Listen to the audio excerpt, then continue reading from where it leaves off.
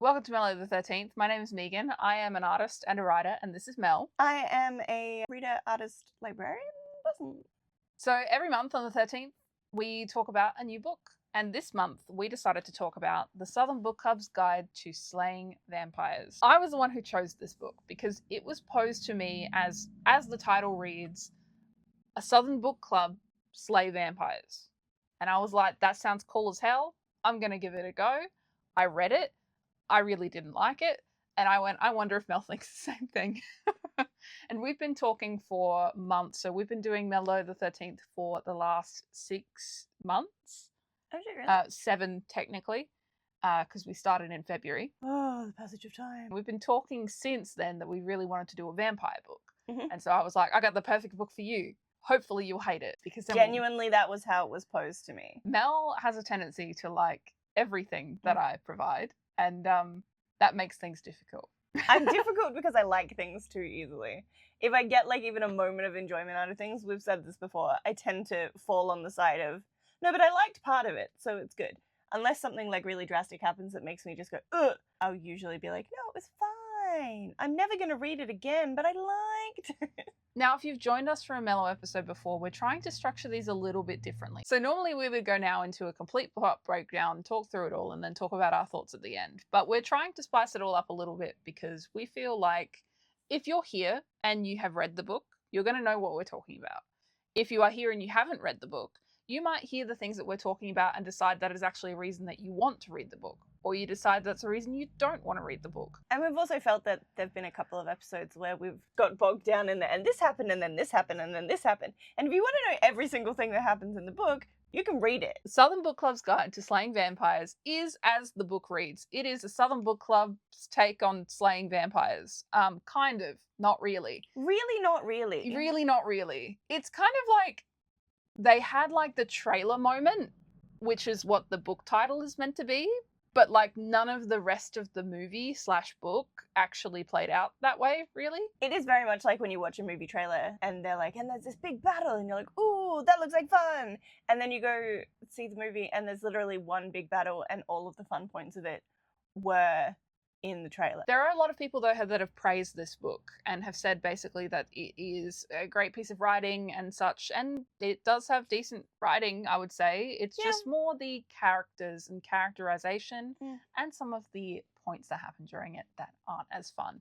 So from this point out, we will be going into spoilers. If you're not interested in spoilers, I can't say that I could recommend this book, but if you want to see what we're talking about and then come back to it, you could read it and then come back, or get spoiled. If you're considering reading this book and you're super keen on the vampire element, be aware that when it says slaying vampires, it should just say vampire singular. Called James. His name is James. He's boring. He feels like corporate vampire. Most of the thing isn't like the bad things that he's doing are specifically vampire related bad things. He's doing like embezzlement and real estate fraud. And if I'd liked the book more, I would think was actually a cool twist. Definitely there is something to be said for the idea of a modern vampire who is integrated into society, but it's not necessarily executed in a way that I feel is overly compelling. And he's not very vampire in other ways. He's more like a human mosquito. Like many people, quite attached to vampires. I'm wearing My Chemical Romance hoodie. You could probably tell. So if you're gonna mess with vampires, maybe make them traditionally vampiric vampires who are dabbling in real estate, rather than making them a mosquito person who's doing like everything else very non-vampire-y. He's like a Twilight vampire. He can go outside during the day, he just doesn't like it. Set in the 90s. It starts in the 80s. It actually starts in 1988 in October.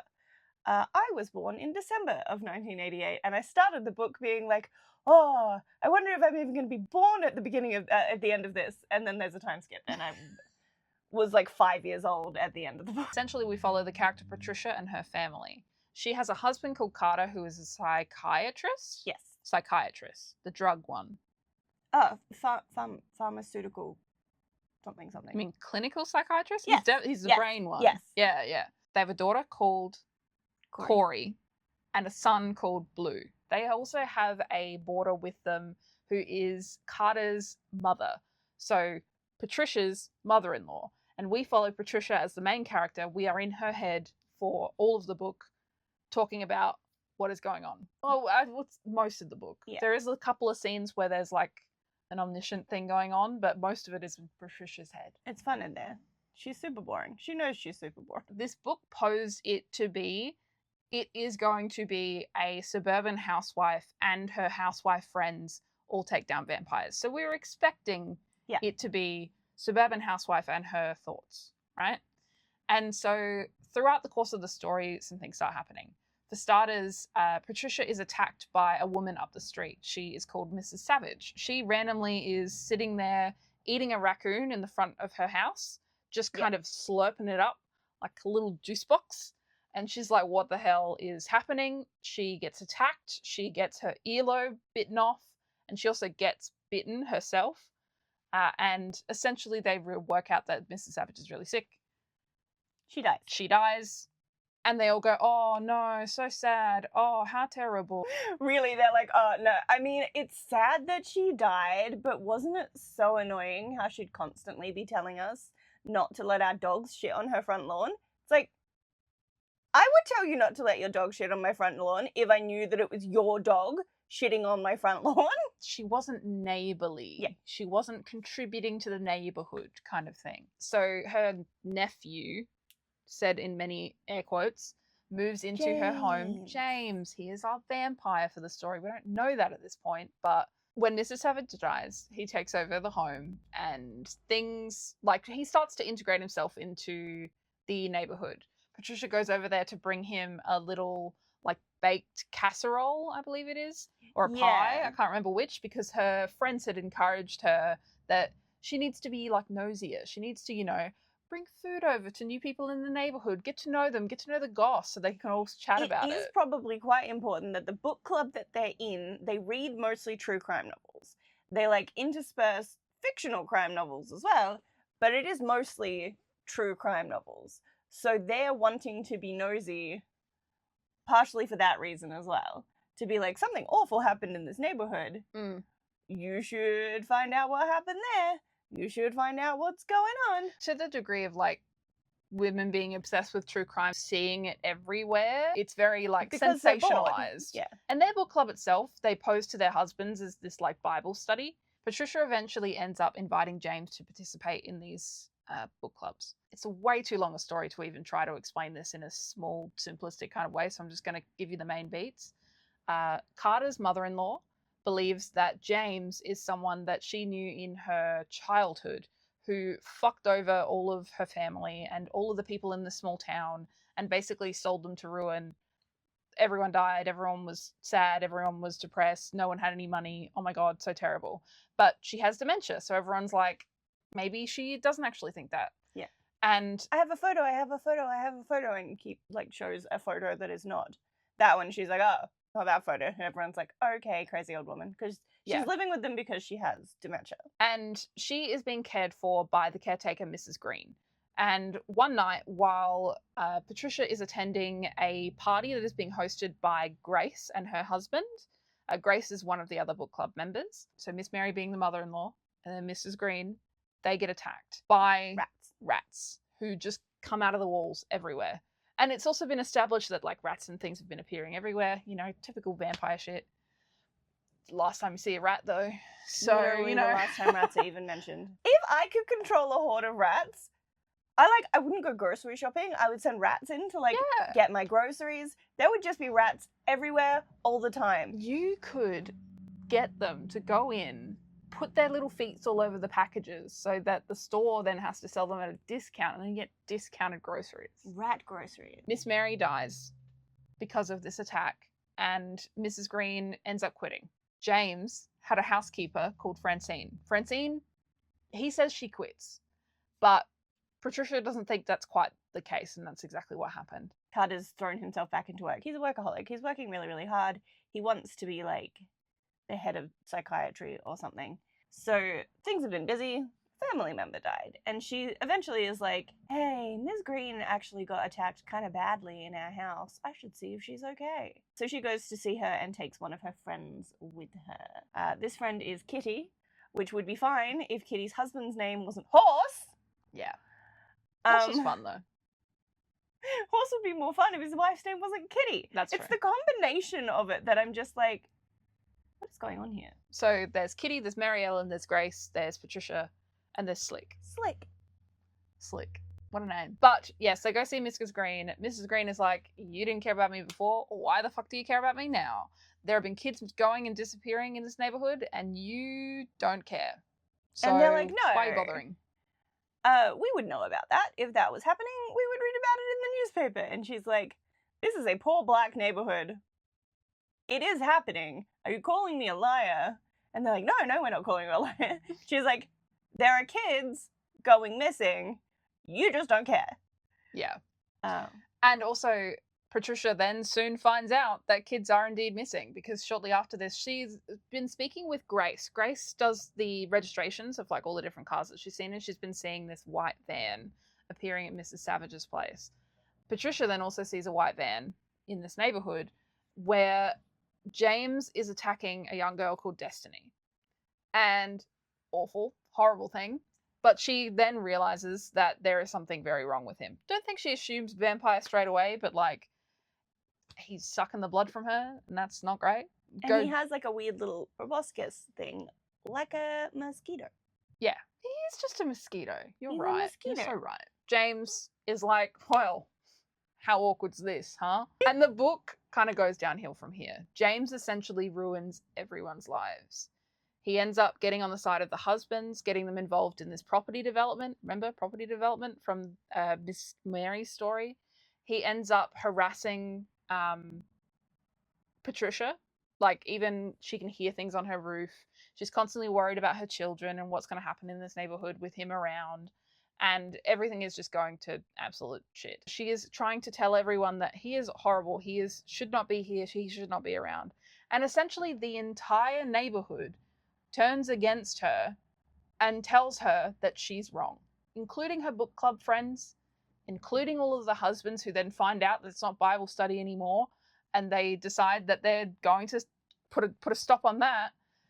And she's like, fuck, well, I've got nothing then. She goes to a psychiatric facility for a little bit because she overdoses on the medication that her husband's making her take because he thinks that she's crazy, and he can just get that because he's a psychiatrist person. And then there's a 3-year time skip. And during all of that time, James has still been around, he's still been interacting with everyone, and he's still an upheld member of society. Everybody loves him. He's started this like new community, what do they call it? Like basically a new suburb that he's building on top of the suburb where Ms. Green lived. He's like redeveloping it into like another fancy rich person area by driving out all the poor people. That's never happened before in the history of ever. Patricia the whole time is like, I don't like you. I need to prove that you have done something wrong. And that she seems to go about that by trying to prove that he has done something to Francine. So Mrs. Green suspects that Francine had actually gone missing and wasn't, because she didn't quit. So that's a bullshit story that James had said. And so now that she's had this time to assimilate back into society and get herself sorted, she's like, actually, I'm going to fuck his day up. They managed to sneak into his house. They managed to find Francine's driver's license in a box upstairs. She also finds Francine up there. Her body is stuffed in a suitcase up there. Her friend Kitty comes to rescue her, and she's like, before we go, this is very important. I need you to know that I'm not crazy. And she's like, look, of course. Kitty doesn't handle this quite as well as Patricia does. No, but it is the only thing that really seems to cement that, yes, she is not telling a lie. This is something that's actually happened. She doesn't take it very well, but then they start to plot, they start to plan, they start to get things together. I wouldn't say that they work well together because she has a lot of there's a very tumultuous relationship between them all still because of what had happened with Patricia in the past. Patricia's husband is a dick. Yes. But he is not a physically abusive dick. Grace's husband is.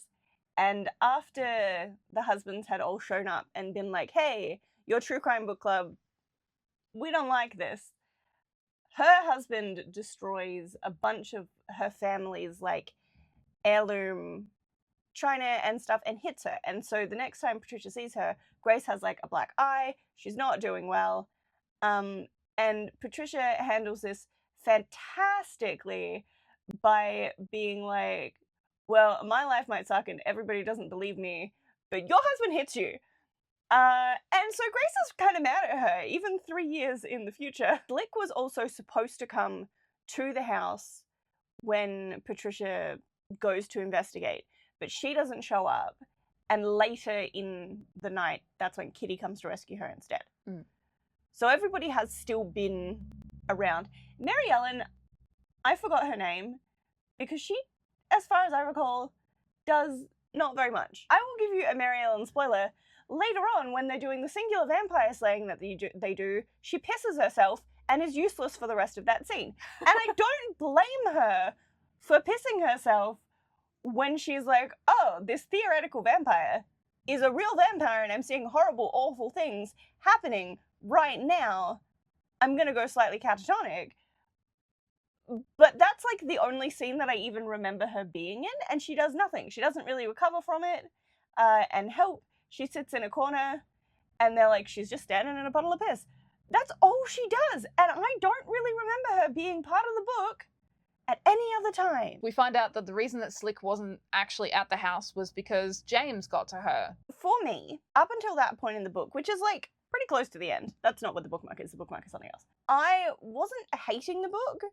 I wasn't, like, having the best time, but it is well written. Like, I like the way that he writes. Mm. But I was like, this is kind of, like, it's a little bit meandering, and we've had 2 time skips. The first one was only a couple of months, but we had 2 time skips in a book. I'm not a big time skip person. No, I don't really like it either. I like to know everything. Yeah, but I'm like, yeah, okay, like, it's not my favorite book in the world. I don't know why Megan hates it. And then we get to the part where Slick is not just assaulted, like, beaten up, she's sexually assaulted. Yeah. And I'm like, that actually reframes the entire book. Because one of the things is, like, there are marks on the previous victims who are pretty much all children. Hmm. He's feeding off of them with his, like, vampire mosquito. Proboscis. He bites them, like, on their inner thigh. It was a thing that didn't really do alarm bells for me. I was like, it's obviously supposed to be creepy, but it does make sense. It's a place that's not going to be seen very often. But when your villain starts to... I'm not using TikTok buzzwords. No. When he does the super bad thing that he does to the super devout Christian woman who is never ever going to tell anybody about it, it reframes that whole thing in a way that's super, super icky. And I went from being like, to like, And also it's important, like, to point out as well that Slick ends up getting really sick.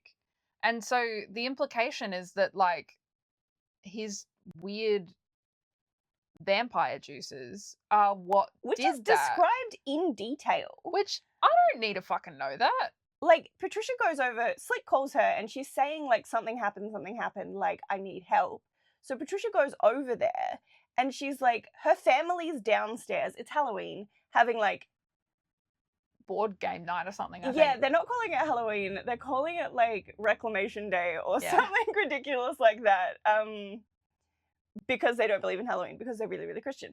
So her whole family is downstairs. She's upstairs in the bathroom, really, really sick, really, really traumatized. And she's like, don't tell my family, you can't tell my family. Mm. And the scene is, like, quite graphic and really upsetting. And it's not that horror books aren't supposed to be upsetting. It's just that when you've gone through, like, 3/4 of the book and everything he's doing is kind of just, like, mind games and building fraud. The only people that actually get any real negative consequences are all women, because the only real consequences that the husbands have is that they've been running around cheating on their wives, going to, like, Vegas and getting a lot of money. Yeah, sure, they're going to go broke eventually.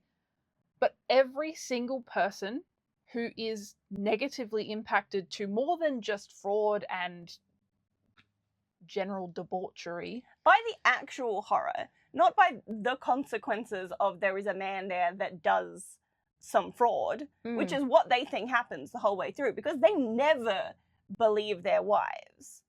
So they don't know about all of this. They're like, oh man, it sucks that that housing development blew up. Francine was killed. Mrs. Savage was killed and turned into a vampire, presumably. Whether he was actually her nephew, I don't fucking know. I'm guessing not. Like, as in, more like, was there any at all familial relation? He doesn't seem to have some kind of, like, mind control power.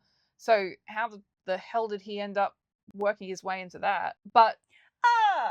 Sorry, I just came up with an icky thing. So, Slick gets really sick because she is being turned into a vampire from what happened to her. Yeah. Right? That old lady is a vampire. Ew. Sex seems to be the way that someone is turned. Like, genuinely, I probably would have got to the end of this book and been like, I enjoyed the writing, like the writing style. I found the characters to be, like, a little bit boring. I hated how much Patricia was gaslit by literally everybody in her life. But, you know, all in all, average book, thumbs up, because that's what I do, right? If I've enjoyed something a little bit, it's good. And I really like Mrs. Green.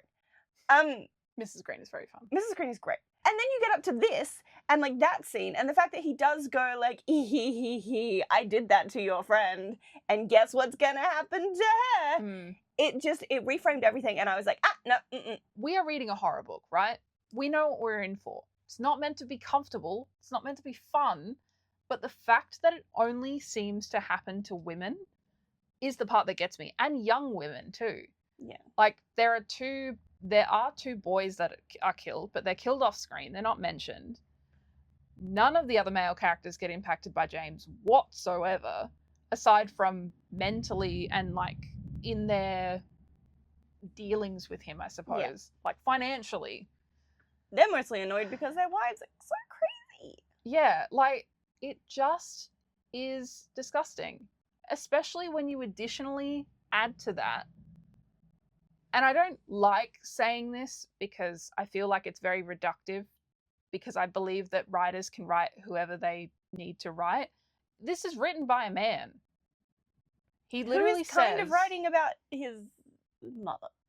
Yes, so he says that he thought about this book because he wanted to write a story about how he thinks his mum would have handled a vampire in the neighborhood, which is a great idea, but... My notes literally say, hell yeah, excellent concept. Because, yeah, like, genuinely, it's a great concept. It's a fantastic idea. It's literally the title of this book. On top of that, my least favorite part of this is once they find out what's happened to Slick, plot pieces start coming together, and essentially they realize the way that they're going to basically trap James is going to be by, like, heading over there, because he ends up attacking her daughter, Corey. That is also a horrific scene on its own. And as we're going along with all of the horror in this happens to women and children, but mostly women. James has been kind of, like, weaseling his way. I can't say, I'm assuming the G word. I think you can say grooming. Okay. I think you can say grooming. James has been, like, grooming Blue and, like, being really involved in, like, his interests.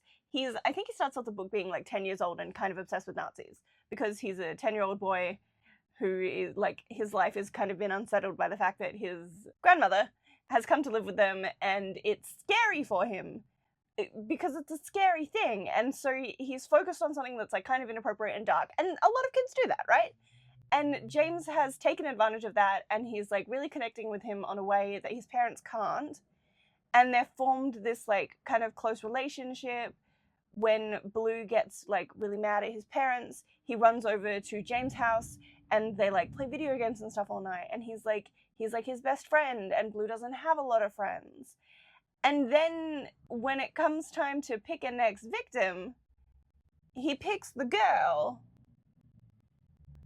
And it's another one of those, like, disturbing scenes where it's like, I don't actually know if I think I don't think I like this. He is drinking from her in her inner thigh, and she is making motions like she is having sex, essentially. And she's explicitly in this scene naked. I feel like when you write in things that are akin to a sexual assault, or you actually do write it in because that was what happened, it just felt like too much to have that happen to Slick and also have it happen to Corey, because you're just harassing the women in this book. Yeah. And additionally, Corey had no interest in James whatsoever. It would have made more sense had he gone after Blue because of the fact of how close he is, so he could literally just convince him that he's great and he's wonderful. Look, he's continuing to be great and wonderful. Not that I wanted it to happen to either of them, No. but it would have made more sense. It felt like they switched to the girl child because she's the girl child, and that it would be like... It's more shocking to do it that way. Patricia sees him with Destiny, but she's not having that same reaction. And I feel like that's because she was a little girl. And I feel like if he'd written it happening to Blue, it wouldn't have happened that way because he's a boy. It did feel like switching to the teenage daughter was the way to get the... oh, it's like really pleasurable, like it's actually good for them kind of thing. It felt like that's something that wouldn't have been written for Blue, even if Blue was older, because he's like 13, 14 after the time skip. He is younger. But like you could have switched the ages of the two children and had it be the boy that he's close with. I don't know. It just, there was something icky about the fact that he'd developed this relationship with Blue, and then for the creepy sexualized scene where the kid is being fed on, we've switched to the girl. Especially the girl that had no interest in him, and it is way more of a violation for that to have happened. Yeah. Whereas the fact that it is even happening to one of her children is bad enough. It wouldn't have even been as weird if it had happened to Corey and it hadn't been fucking sexual. So soon after this, part of Patricia's plan is that she's going to go over and seduce him to get him to try to, sleep with her. He said that he wants the family. He's like, your husband is terrible, he's cheating on you. I could take better care of you than your husband could. Come to me. Your kids already love me. Which, firstly, Blue does. Corey doesn't. And this is right after the reveal of what he's been doing to Corey. Also, sexual topics in vampire stories are very common because I feel like vampires are often used as like sexual allegories for like desire and passion, addiction. It's almost part of the appeal. Yeah, it's the whole reason that people write about them, really. But so you're expecting that to happen, even if you were to forgive those things for happening, and you're like, okay, yeah, no, actually that, because there is, I guess, an argument to be made that that was the most impactful choice that they could make, I suppose, if you're that inclined. But just after that, Patricia blames herself. And the author writes that in as her thoughts. This is in the last tiny bit of the book. If you have read a book before, I'm assuming you have, if you're in this fucking video. Or maybe you just watch YouTube instead of reading books. I don't know. Maybe, I don't know. You don't know how to read. That's okay. I don't support that decision, by the way. Read a book. Read more books. Maybe not this one.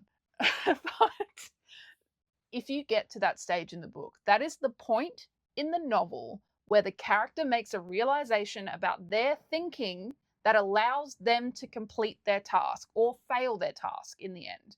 So her realization is that she's the fucking problem. She didn't do anything wrong.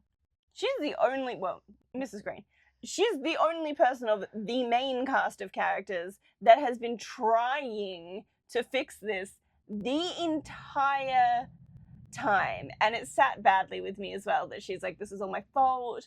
Like, my family is in shambles. I shouldn't have let this happen. It's like, and baby girl, darling thing, you didn't let this happen. But the thing is, right, is that I understand coming from it, like having those thoughts earlier in the book, because she is like the kind of traditional nuclear family. She's the housewife that is meant to be responsible for the children's upbringings and keeping her husband happy and all that kind of thing. That is what I would consider the flawed thinking that is meant to be the through line of the novel until you get to that fucking point. But the point that you make is that she's the problem. Nah. And then I hate this book. Her plan after that is, I will seduce James. And he doesn't believe her, which is understandable because she's just seen him with her daughter. And she's like, oh, everything has been, well, you and I haven't had this great relationship, but the last 3 years that I've known you, you've made me feel more things than like I felt with my husband in 25 years. Which is, I'm assuming, partially a lie, partially the truth. They haven't always had the best relationship. But I don't think anyone is going to be like, yeah, 24 hours ago, you were screaming at me that you were going to kill me because, like, what are you doing to my kid? And now you're all dressed up, like, in your cutest little dress, and you put on makeup, and you're like... Literally talks about, like, the routine of putting on the makeup and, like, all of that kind of thing to become something that she isn't. And that's kind of the point. She's trying to be the temptress in order to kind of throw him off guard, get him to kind of just go for it so that they can enact their plan. Like, it is the point. But it just, the execution, wobbly at best. They attack James while he is in the middle of doing his thing with, that's a horrible way of putting that.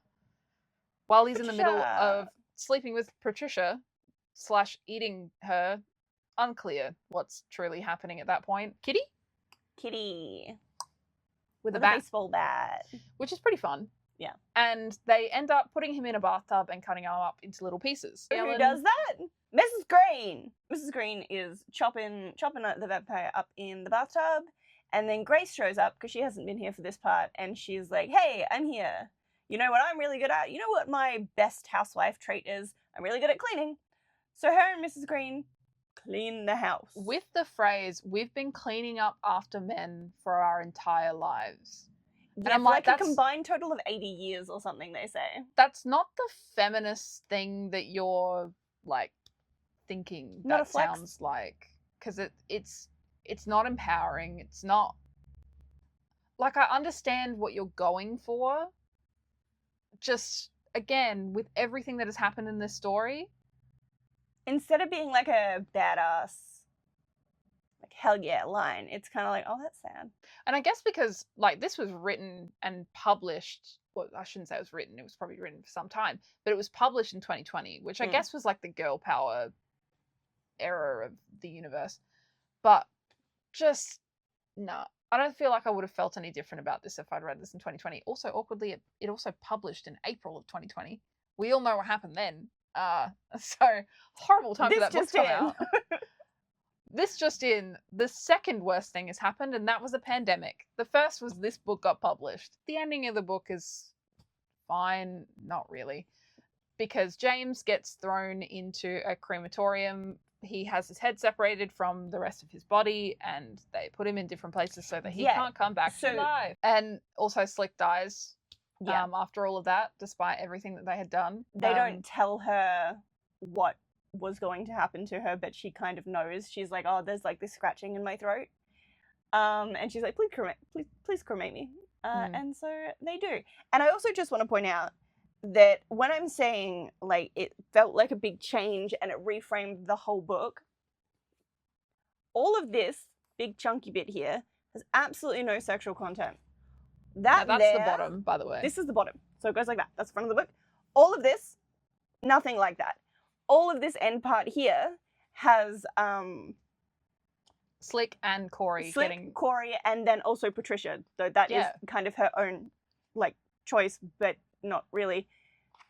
It, like, when I say it reframes everything, that part, none of that was hinted in any of this part. Like, it's a big kind of, like, drastic content change to have at the end of the book. And, like, I'm not saying that you had to completely remove the tone or anything like that, but we couldn't have at some point had more of the book club where you read books about fucking vampires, not fucking the vampires, about vampires, you decide That's not a ways crime that you're book going club. to kill him, and you come prepared. Like, we could have done, like, they could have come in armed with bleach and, like, fun shit. Yeah. That would have been really cool because they would have all been working together. It almost felt like this book it's not amplified by it being a horror book because they had to separate the protagonist from everyone else. Yeah. And that if it had been, like, some people describe this as a satirical book. People need to stop fucking doing that, by the way. Because I'm pretty sure they said that about Bunny as well, and we were like, what are we satiring? But I get what they mean by satirizing, like, the housewife. Yes. I don't think that you did that, though. I don't think that's what happened. I think you made everything a stereotype of a housewife. It's like Desperate Housewives, but with vampires. Because you just have each of them be just a caricature of themselves. Mm. You had the housewife that had the abusive husband. You had Kitty and her Horse. dumb husband, because he's described as being, like, unintelligent. And yeah, he kind of runs their household into the ground. He spends money that they don't have. Kitty's constantly, like, selling family heirlooms and making sure, like, the house is afloat. She's, like, very, very competent, very strong-willed. And she's kind of, in the beginning of the book, she's already the subversion of the housewife. She's taking care of things, but, like, she's still the housewife. She's still taking care of things. It's just more like she's in control of the household. But in the subversion, they almost flip it back to a caricature in that, because her husband can't find work, can't get money to come in, and in this era, the wives don't generally work. Not generally. They do sometimes, which it's the 90s. It's the 90s. Again, I was alive through most of this book. My mother What a flex. didn't work when, like, myself and my siblings were quite young, but she worked before that, and that was her choice. Most of my friends' parents, their mother and their father both worked, and my mum did go back to work. It's not a housewives have to stay in their house all the time kind of era, and this is like the American South, and I don't know if it's true because I've never even been to America, but they do tend to, on, like, in TV and movies, portray, like, the South is, like, maybe a decade behind. Yeah. But even in the 80s, it wasn't like women couldn't work at all. It's a little bit strange. It is. And then, obviously, you have Slick, who's the like, very religious housewife as well. Yeah. It just felt like they were fulfilling roles as opposed to actually being independent and very well. I wouldn't say they're not well-rounded. They were still well-rounded. I just didn't enjoy them, I guess, is more the thing. I actually really liked Slick as a character. I did like that she was very religious, but she had, like, her little, like, rebellions. Like the fact that she's like, don't tell my husband, tell them that it's a Bible study. And she is, like, reading these true crime novels, and she's got, like, this life that she's enjoying outside of her family that she's keeping secret. Like, I don't think all of the characters were badly written. They were mostly quite one note. Oh, there is one question that I wanted to go with. Which is what you said too. I did. Question 4, there's 10 of them, but question 4 was something strange is going on is a phrase Patricia repeats throughout the book. Are there red flags about James Harrod early on that the women's miss or ignore? Are the women's reservations different from those of their husbands? The husbands don't have any reservations. The red flags are pretty much sitting there, like, in your face. And Patricia is picking them up pretty early on. She's just being ignored. And as the reader, you're picking them up before Patricia does, because, again, they're sitting there. Have you seen the guy on TikTok that, like, has a red flag that's, like, 10 foot long and he runs through a field with it screaming? They're like that. That's us right now, running through a field with a red flag screaming. And I'm not saying nobody can enjoy this book either, because a lot of people did. It was a very popular book. I'm just saying I didn't like it. And it's the first book that we've read so far that I can actually say I got to the end and I went, actually, I didn't like that. And I'm so vindicated, because that was the whole reason I posed the book. And when we go, like, where I showed you that all of like the themes changed and I had to reevaluate the book. Until we got to that point, I was, like 75% of the way through the book going, oh no, I'm not going to have hated this as much as Megan. And like I'm gonna have to be like, no, it was good. It was okay. I liked it. And then I was like, oh, you'd specifically said, I think you're going to know exactly where I decided I hated this book. And I've been reading the book and I was almost at the end and I was like, I haven't found the, oh, yeah. Yeah. This is why we have a book club. We do know each other's minds fairly well. Oh, speaking of, we've got a banger of a book coming up, by the way. So just to tell you, a little bit of a sneak peek, the next book that we'll be reading is Between Two Fires, which is a medieval horror. We were really inspired once we read Starving Saints that we were like, what is other medieval horror? Please give us all of it. And so we've decided that that's the next book. But while that we're reading that, there is a book that's on the way, which is specifically targeted for both of us. It is The Sea Hides Its Dead. It is a story. It has been described as claustrophobic. There are underwater scenes. So two things that we are both very well. I'm not so bad with the claustrophobia. You are pretty bad with the claustrophobia. I had the biggest ick I had in The Starving Saints was the part where she was in the little tunnel and it was really claustrophobic, and I was like, oh my God. I'm worse for the sea stuff because I even look at a map of a satellite image of the ocean and get scared. So this is going to be really fun to be out of our comfort zone, because we do talk quite often that we aren't super impacted by, like, as in a scare factor, because that's the point of reading horror, is that you're meant to be experiencing kind of anxiety inducing things in a safe environment where it's discovered in fiction.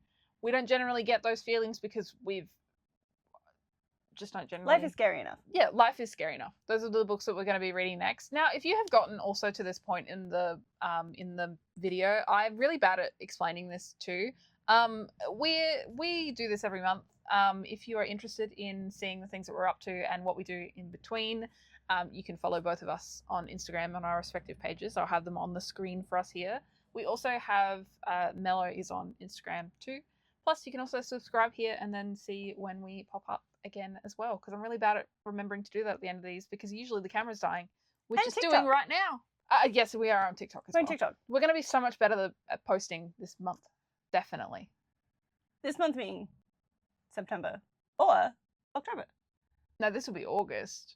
Yeah, but it'll be the end of August. It'll be in 3 days. Yeah, that's why I keep complaining. Oh my God. I'm really stupid. I wish the camera had died like a minute ago.